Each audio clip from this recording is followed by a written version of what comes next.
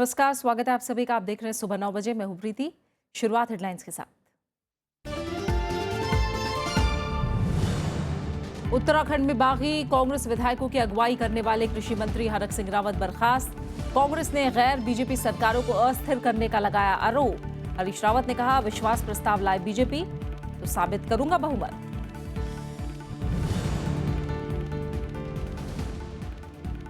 BJP राष्ट्रीय कार्यकारिणी की बैठक के पहले दिन आर्थिक प्रस्ताव पारित। ग्राम उदय से भारत उदय पर जोर। प्रधानमंत्री आज समापन सत्र को करेंगे संबोधित। कृषि मंत्रालय ने फसल नुकसान पर एसोचैम के आंकड़ों को किया खारिज। कहा, सरकार पर आयात शुल्क घटाने का दबाव बनाना है मकसद। एसोचैम ने गेहूं उत्पादन में 1.5 करोड़ टन की कमी की जताई थी आशंका।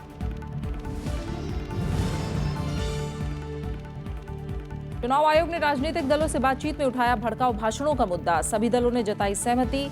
जमानत राशि बढ़ाने और नो ड्यू सर्टिफिकेट के सुझाव का किया विरोध।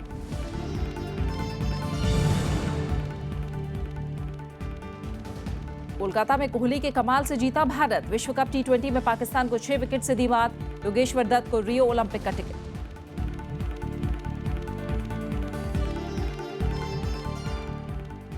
उत्तराखंड में जारी संकट के बीच राज्यपाल के पॉल ने मुख्यमंत्री हरीश रावत को 28 मार्च तक विश्वास मत हासिल करने के लिए कहा है। हरीश रावत कह रहे हैं कि बीजेपी अविश्वास मत लाए तो वो बहुमत साबित करेंगे। इस बीच बागियों का नेतृत्व करने वाले कृषि मंत्री हरक सिंह रावत को मंत्रिमंडल से बर्खास्त कर दिया गया है। इधर कांग्रेस के बागी विधायक और बीजेपी विधायक दिल्ली में जमे हुए हैं। उत्तराखंड में हरीश रावत सरकार को 28 मार्च तक सदन में विश्वास मत हासिल करना है। शुक्रवार को बीजेपी और कांग्रेस के 9 बागी विधायकों ने हरीश रावत सरकार को बर्खास्त करने की मांग की थी। इसके बाद राज्यपाल ने इस बारे में मुख्यमंत्री हरीश रावत को चिट्ठी लिखी है। दूसरी ओर उत्तराखंड विधानसभा अध्यक्ष ने दल बदल कानून के तहत बागी विधायकों को नोटिस भेजा है। हालांकि मुख्यमंत्री हरीश रावत का कहना है कि वो बहुमत साबित करने के लिए तैयार हैं। कि हम सदन में अपना बहुमत सिद्ध करने के लिए तैयार। वो कंडक्ट गलत है, कानून के विपरीत है, उनको ये हम समझा रहे हैं। और जो लोग अपनी गलती स्वीकार करेंगे, जो नहीं करेंगे तो फिर जो कानून कहता है, कानून के तहत आवश्यक कार्रवाई की जाएगी। डैमेज कंट्रोल में जुटी कांग्रेस जहां कुछ बागी विधायकों को मनाने में लगी है, वहीं विजय बहुगुणा और हरक सिंह रावत को लेकर पार्टी का रुख सख्त है। कांग्रेस का आरोप है कि बीजेपी पैसे के दम पर कांग्रेस सरकार को गिराना चाहती है। मुझे पूरा विश्वास है कि वो इस पर विचार करेंगे और जो हो गया उसको भुला करके दोबारा जो है वो कांग्रेस को सशक्त करने का काम करेंगे। देखिए, हरक सिंह रावत जी उन्होंने जो काम किया वो अक्षम्य है। बीजेपी कांग्रेस के आरोपों को खारिज कर रही है। पार्टी का कहना है कि जरूरत होने पर वो राष्ट्रपति के सामने विधायकों की परेड कराने को तैयार है। कांग्रेस के लोग कांग्रेस से बगावत करके हमारे साथ आए। वे हरीश रावत की सरकार से बहुत परेशान थे, उनके भ्रष्टाचार से परेशान थे, उनके तानाशाही से परेशान थे, इसलिए हमारे साथ आए। क्या आप राष्ट्रपति से भी मुलाकात आवश्यकता पड़ी तो। दरअसल शुक्रवार को विधानसभा में बजट पास कराने के दौरान कांग्रेस के 9 विधायकों ने बगावत कर दी। 70 सदस्यीय उत्तराखंड विधानसभा में कांग्रेस के 36 विधायक हैं और उसे पीडीएफ के 6 विधायकों का समर्थन हासिल है। वहीं बीजेपी के 28 विधायक हैं। ऐसे में कांग्रेस के 9 बागी विधायकों की सदस्यता खत्म होने का मतलब है कि कोई भी दल सरकार बनाने की स्थिति में नहीं होगा। Bureau report, Rajya Sabha TV. इस बीच कांग्रेस ने शनिवार को प्रधानमंत्री नरेंद्र मोदी और बीजेपी अध्यक्ष अमित शाह पर आरोप लगाया कि वो गैर बीजेपी सरकारों को अस्थिर करना चाहते हैं। कांग्रेस प्रवक्ता रणदीप सुरजेवाला ने कहा कि उनकी पार्टी इस साजिश का सामना करने के लिए सभी तरह के कानूनी, सियासी और संवैधानिक उपायों पर विचार करेगी। भाजपा और उसका शीर्षतम नेतृत्व चुनी हुई विरोधी दलों की सरकारों को अस्थिर करने की साजिश कर रहे हैं। देश के लोग इन साजिशों को देख रहे हैं और 5 राज्यों के चुनाव में इसका करारा जवाब देने वाले हैं। बीजेपी की राष्ट्रीय कार्यकारिणी और पदाधिकारियों की 2 दिवसीय बैठक का आज दूसरा दिन है। पहले दिन शनिवार को एक आर्थिक प्रस्ताव पारित किया गया।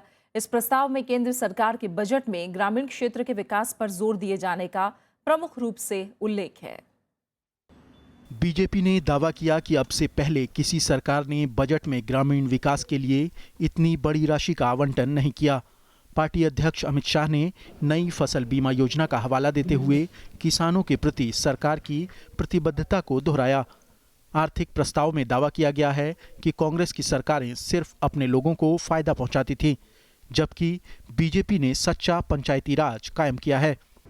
पहला प्रस्ताव ग्राम उदय से भारत उदय, यानी यदि भारत का विकास होना चाहिए, देश का विकास होना चाहिए, वो गांव के विकास के बिना हो नहीं सकता।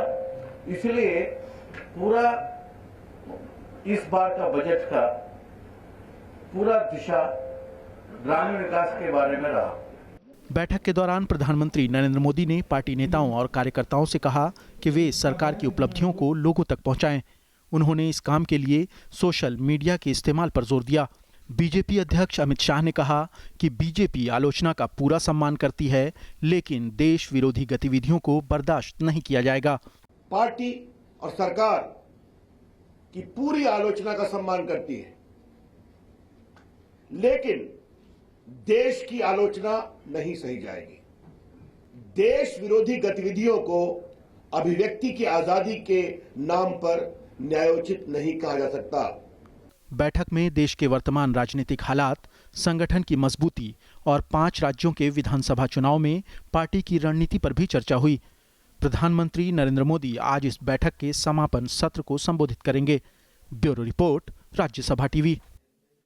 निर्वाचन आयोग ने मान्यता प्राप्त राजनीतिक दलों के प्रतिनिधियों के साथ कल चुनाव सुधार को लेकर बैठक की। 5 राज्यों में आगामी विधानसभा चुनाव के मद्देनजर इस बैठक को अहम माना जा रहा है। आयोग ने बैठक में भड़काऊ भाषणों का मुद्दा उठाया, साथ ही चुनाव प्रचार में राजनीतिक चर्चा की गिरते मापदंड पर भी चिंता जाहिर की।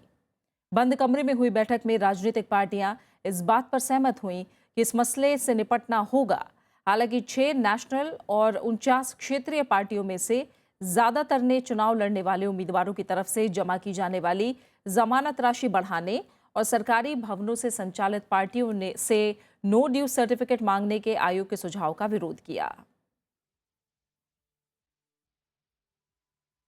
तमिलनाडु में आगामी विधानसभा चुनाव से पहले डीएमके और मनिथानेया मक्कल कच्ची यानी एमएमके ने गठबंधन का ऐलान किया है। डीएमके पहले ही कांग्रेस और मुस्लिम लीग के साथ गठबंधन कर चुकी है। इस बीच एसडीपीआई ने भी डीएमके के साथ गठबंधन की इच्छा जाहिर की है। एमएमके ने 2011 का विधानसभा चुनाव एआईएडीएमके के साथ मिलकर लड़ा था और तब उसे 2 सीटों पर जीत हासिल हुई थी। हालांकि लोकसभा चुनाव में एमएमके एआईएडीएमके से अलग हो गई थी।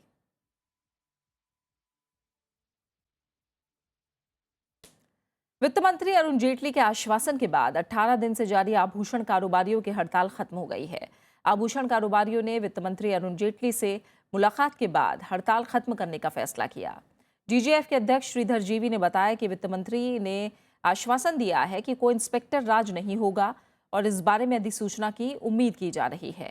ये कारोबारी आम बजट में सोना, हीरा और अन्य कीमती रत्न जड़ित चांदी के आभूषणों पर 1% एक्साइज ड्यूटी लगाए जाने का विरोध कर रहे थे।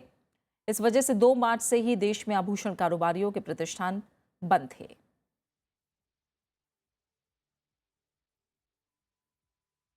असहिष्णुता पर और राष्ट्रवाद पर जारी बहस के बीच पूर्व प्रधानमंत्री मनमोहन सिंह ने शनिवार को कहा कि छात्र दुनिया भर की घटनाओं से अपने आप को अलग नहीं कर सकते। गुजरात के गांधीनगर में आयोजित एक कार्यक्रम में छात्रों को संबोधित करते हुए पूर्व प्रधानमंत्री ने कहा कि वो गरीबी, बेरोजगारी, असमानता और असहिष्णुता मुक्त दुनिया चाहते हैं। उन्होंने कहा कि देश हम सब लोगों से मिलकर बना है और सभी मिलकर इसके विकास के लिए काम करें। The country does not mean just its physical boundaries. It also comprises of the most valuable resource of all, the country's population, consisting of men and women of all ages from different walks of life. उधर भारत माता की जय से जुड़ी बहस में अब जम्मू कश्मीर के पूर्व मुख्यमंत्री उमर अब्दुल्ला भी शामिल हो गए हैं। लुधियाना में उन्होंने कहा कि भारत माता की जय बोलने में उन्हें कोई एतराज नहीं है, लेकिन इसके आधार पर देशभक्ति का प्रमाण पत्र दिया जाना गलत है। उमर अब्दुल्ला ने यह भी कहा कि वो दूसरों को खुश करने के लिए भारत माता की जय नहीं बोलेंगे। मैं जो हूं वो हूं, मुझे बार बार इस चीज को साबित करने की जरूरत नहीं पड़नी चाहिए। अब आप लोग मुझे कहेंगे भारत माता की जय कहिए, अब क्यों? हाँ, मैं जो हूँ सो हूँ, मुझे किसी के सर्टिफिकेट की जरूरत नहीं है। वहीं राजद्रोह के आरोप में गिरफ्तार दिल्ली विश्वविद्यालय के पूर्व प्रोफेसर SAR गिलानी को जमानत मिल गई है। दिल्ली के पटियाला हाउस कोर्ट ने शनिवार को 50,000 के निजी मुचलके पर उन्हें जमानत दी है। अदालत ने गिलानी को पुलिस के साथ जांच में सहयोग करने और देश छोड़कर नहीं जाने की हिदायत दी है। उन्हें 16 फरवरी को गिरफ्तार किया गया था। गिलानी पर 10 फरवरी को प्रेस क्लब में कार्यक्रम आयोजित करके देश विरोधी नारे लगाने का आरोप है।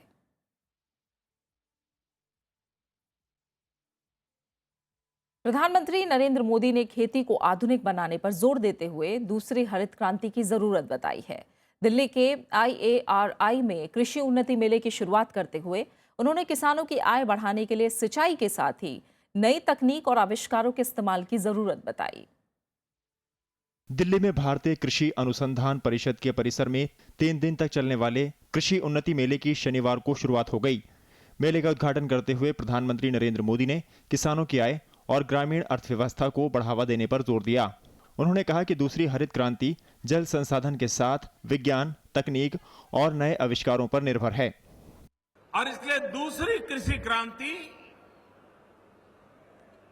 विज्ञान के आधार पर, टेक्नोलॉजी के आधार पर, आधुनिक आविष्कारों के आधार पर करना आवश्यक हो गया है। प्रधानमंत्री ने कहा कि खाद्य प्रसंस्करण उद्योग को बढ़ावा देने से किसानों को इसका सीधा फायदा मिलेगा। प्रधानमंत्री बीमा योजना और प्रधानमंत्री सिंचाई योजना के जरिए किसानों को खुशहाल बनाने के लिए सरकार काम कर रही है। साथ ही मनरेगा योजना के तहत भी कृषि सिंचाई पर फोकस किया जाएगा। जितना ज्यादा फूड प्रोसेसिंग होगा उतना ही ज्यादा हमारे किसान की आय बढ़ने वाली है। जितना ज्यादा वैल्यू एडिशन करेंगे उतनी कमाई बढ़ने वाली है। प्रधानमंत्री ने इस मौके पर मध्य प्रदेश, हरियाणा समेत 8 राज्यों को कृषि कर्मण पुरस्कार से सम्मानित किया। साथ ही किसान सुविधा ऐप को लॉन्च किया। 3 दिन में इस मेले में नई कृषि योजनाओं और प्रौद्योगिकी के बारे में सूचना दी जाएगी। साथ ही कई कार्यशालाओं का आयोजन किया जाएगा। Bureau report, Rajya Sabha TV. Congress ने सड़क परिवहन मंत्री नितिन गडकरी को कैबिनेट से बर्खास्त करने की मांग की है। पार्टी महासचिव दिग्विजय सिंह ने जोजिला पास में टनल बनाने से जुड़ा ठेका देने में गड़बड़ियों का आरोप लगाया है। उन्होंने एक प्रेस कॉन्फ्रेंस में कहा कि पहले IRB इंफ्रास्ट्रक्चर को यह ठेका दिया गया और फिर CVC की राय पर इसे रद्द कर दिया गया। उन्होंने ये मामला संसद की स्थायी समिति के पास भेजने की मांग की है। मुझे जानकारी मिली है कि CVC की राय पर ये जोजिला पास टनल का ठेका 10,500 करोड़ का जो सिंगल बिड पे दिया गया था वो निरस्त कर दिया गया है। और अब जब मेरा आरोप सही पाया है और उन्होंने कॉन्ट्रैक्ट कैंसिल कर दिया है तो अब हम ये जानना चाहते हैं कि जवाबदारी किसकी है। कांग्रेस उपाध्यक्ष राहुल गांधी ने छोटी बचत योजनाओं पर ब्याज दरें घटाने का मामला उठाया है। उन्होंने ट्विटर पर लिखा कि बीजेपी सरकार का मध्य वर्ग पर ये एक और हमला है। राहुल गांधी के मुताबिक केंद्र सरकार ने पहले किसानों और गरीबों की अनदेखी की और अब मध्य वर्ग की उपेक्षा की जा रही है। वित्त मंत्रालय ने शुक्रवार को PPF, किसान विकास पत्र, राष्ट्रीय बचत पत्र और सुकन्या समृद्धि जैसी योजनाओं पर ब्याज दरों में कटौती की थी। ये फैसला 3 महीने के लिए है और फिर इसकी समीक्षा होगी।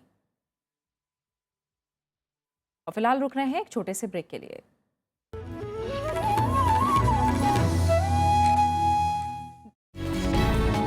मुद्दा है कि क्या देश का कोई नागरिक भारत माता की जय बोलने से इनकार कर सकता है? तो आप भारत माता को ही खारिज कर रहे हैं, तो यह राष्ट्रवाद के विपरीत नहीं नैरेटिव है तो और क्या है? आप बोलोगे कि बोलना ही पड़ेगा तो नहीं बोलेंगे साहब। किसी चीज पे आप फोर्स नहीं कर सकते हमको बोलने के लिए।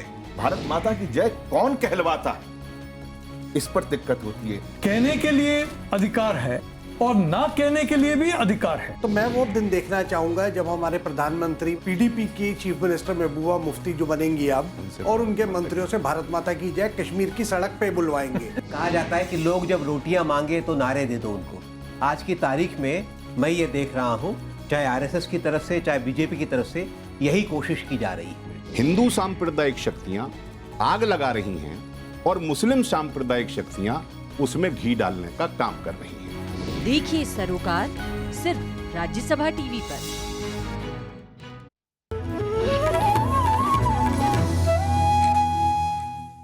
जम्मू कश्मीर के करगिल सेक्टर में हिमस्खलन की चपेट में आ जाने के बाद सेना के एक जवान के लापता होने की खबर है। करगिल में गुरुवार देर रात भूकंप के हल्के झटके महसूस किए गए। इसके बाद सेना की एक चौकी हिमस्खलन की चपेट में आ गई। घटना के तुरंत बाद सेना ने रेस्क्यू ऑपरेशन शुरू कर दिया। एक जवान को सुरक्षित निकाल लिया गया, जबकि दूसरे की तलाश जारी है। सेना के दोनों जवान सर्विलांस ड्यूटी पर थे।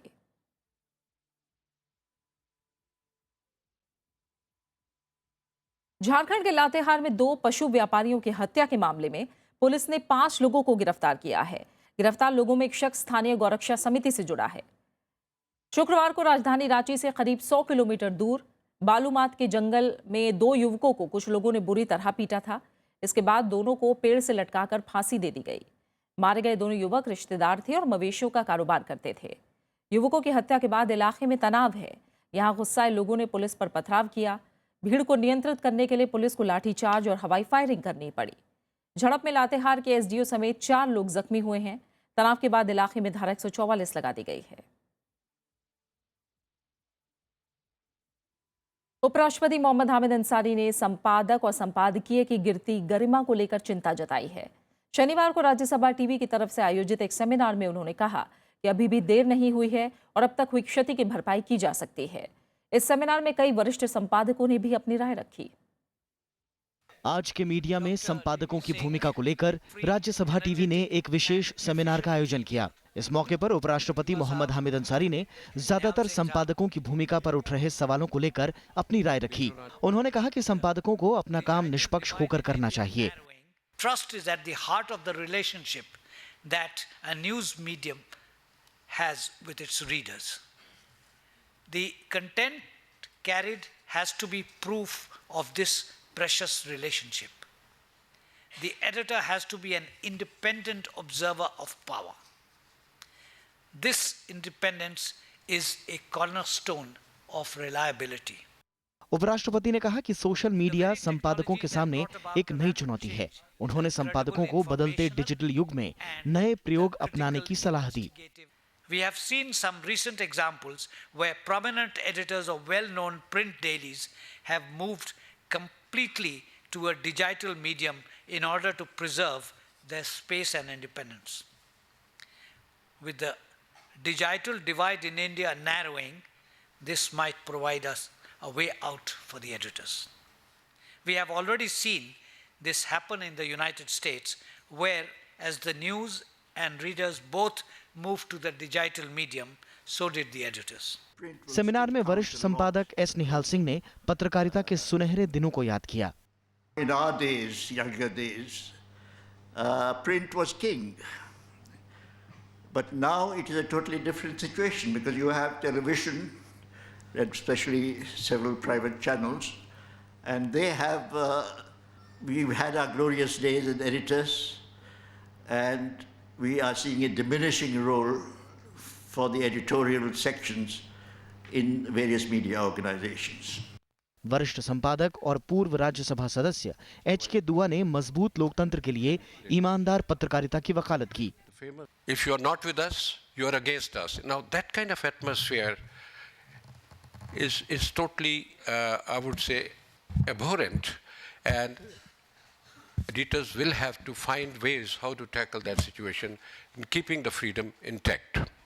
सेमिनार में शिरकत करने आए कई वरिष्ठ संपादकों ने ये माना कि संपादकों की भूमिका सवालों के घेरे में है। ऐसे में ये नैतिक जिम्मेदारी बनती है कि वो इस पर विचार करें ताकि लोकतंत्र के चौथे स्तंभ की मजबूती बनी रहे। Bureau report, Rajya Sabha TV. वित्त मंत्री अरुण जेटली ने पारसी समुदाय को बाकी समुदायों के लिए आदर्श बताया है।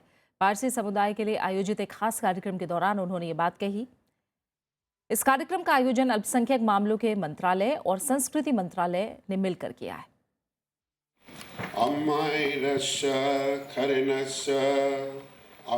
संसद भवन में शनिवार को वित्त मंत्री अरुण जेटली ने द एवरलास्टिंग फ्लेम इंटरनेशनल कार्यक्रम का उद्घाटन किया। कार्यक्रम का मकसद बेहद कम आबादी वाले पारसी समुदाय के इतिहास और योगदान को दिखाना है। अरुण जेटली ने कहा कि जनसंख्या बहुत कम होने के बावजूद पारसी समुदाय ने खुद को कभी अल्पसंख्यक के तौर पर पेश नहीं किया। The smallest minority in India has really never felt that it's a minority. It's never regarded itself as one. And therefore it is this mindset which has enabled it to be in many standards a role model for the rest of the country. समारोह में अल्पसंख्यक मामलों की मंत्री नजमा हेपतुल्ला और संस्कृति मंत्री महेश शर्मा समेत देश विदेश के जाने माने लोग मौजूद थे। नजमा हेपतुल्ला ने पारसी समुदाय की घटती आबादी पर चिंता जताई। To arrest the decline number of Parsi Zoroastrian community in India, my ministry has initiated a scheme, Geo Parsi.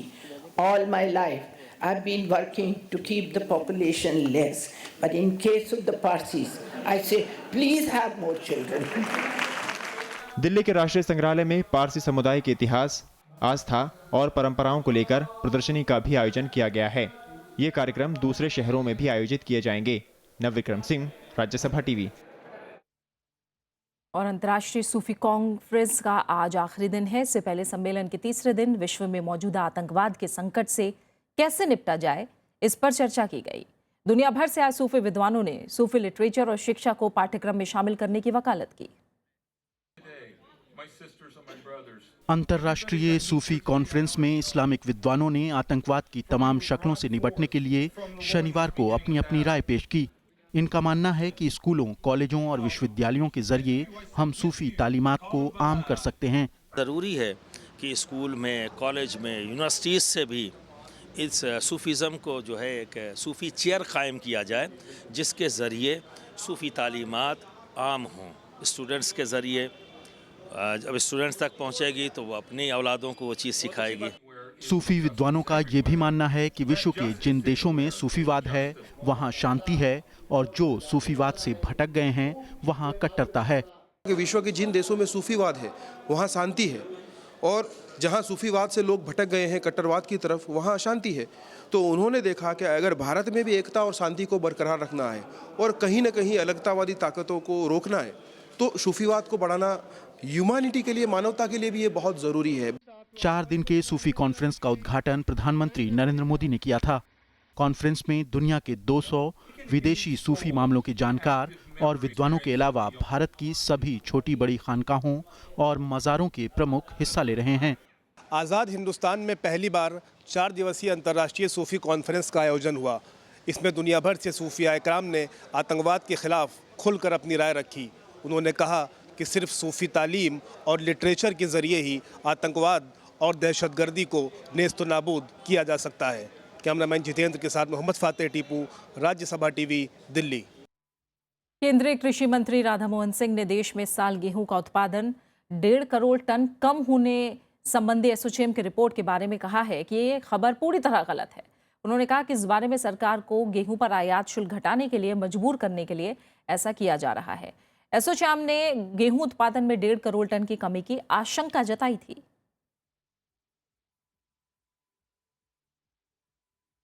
रूस में शनिवार को दुर्घटना का शिकार हुए फ्लाई दुबई के विमान के दोनों ब्लैक बॉक्स मिल गए हैं। इनकी जांच के बाद दुर्घटना के सही कारणों का पता लग पाएगा। इस बीच रूसी सरकार ने मृतकों के परिजनों को मुआवजा देने की प्रक्रिया शुरू कर दी है।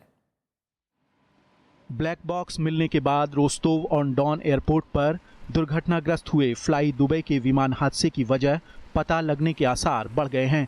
विमान के दोनों ब्लैक बॉक्स मॉस्को भेजे गए हैं, जहां इनकी जांच होगी। From our point of view, there could be any various of these things. Of course, we will know by the time the investigation finish. As far as we know, the airport was open and we were good to operate. इधर खराब मौसम के बीच शवों को खोजने और उनकी सही पहचान के लिए करीब 900 बचाव कर्मियों को लगाया गया है। इस बीच रूसी सरकार ने मृतकों के परिजनों को मुआवजा देने के लिए कानूनी प्रक्रिया शुरू कर दी है।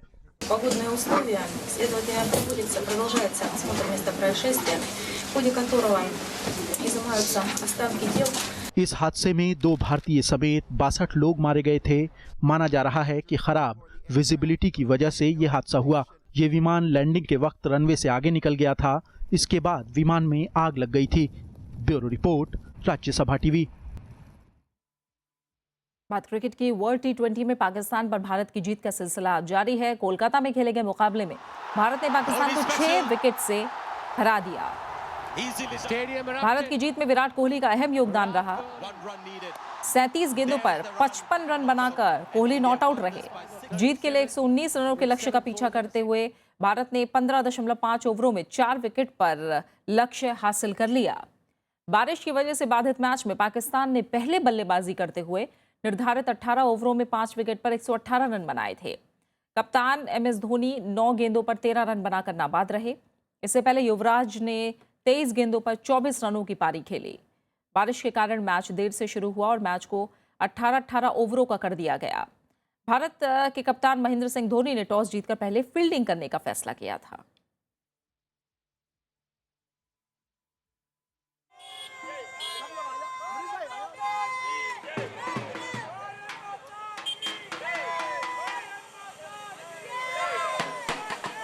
तो ये तस्वीरें आप देख रहे हैं जीत के बाद जश्न मनाते हुए लोगों की। देश भर में इस जीत के साथ ही जश्न का माहौल छा गया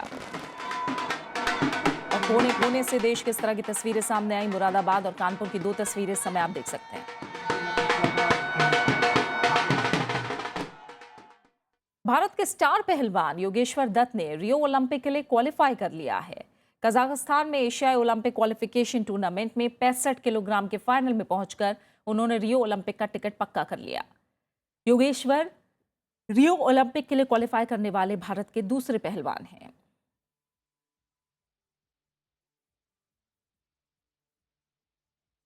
आज मशहूर लेखक, पत्रकार और उपन्यासकार खुशवंत सिंह की पुण्यतिथि है। खुशवंत सिंह ने पत्रकार के रूप में काफी लोकप्रियता हासिल की।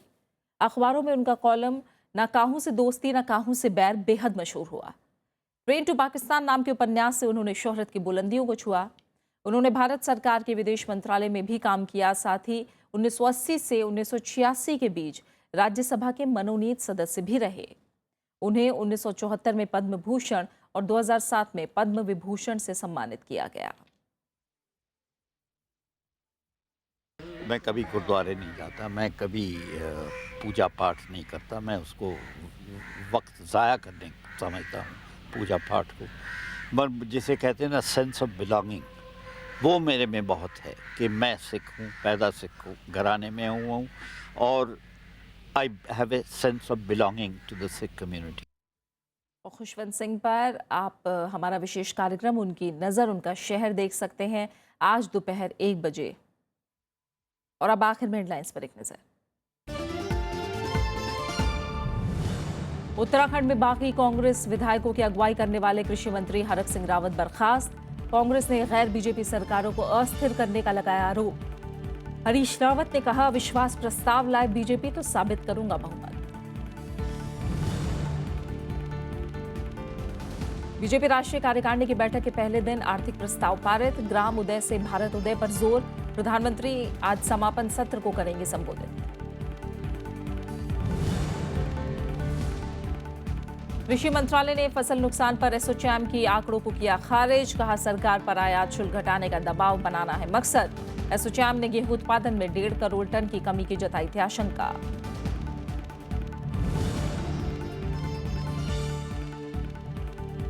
चुनाव आयोग ने राजनीतिक दलों से बातचीत में उठाया भड़काऊ भाषणों का मुद्दा। सभी दलों ने जताई सहमति। जमानत राशि बढ़ाने और नो ड्यू सर्टिफिकेट के सुझाव का किया विरोध। और कोलकाता में कोहली के कमाल से जीता भारत। विश्व कप टी20 में पाकिस्तान को 6 विकेट से दी मात। योगेश्वर दत्त को रियो ओलंपिक का टिकट। और इसी के साथ फिलहाल इस बुलेटिन में इतना ही। आगे देखिए हमारा खास कार्यक्रम मीडिया मंथन। नमस्कार।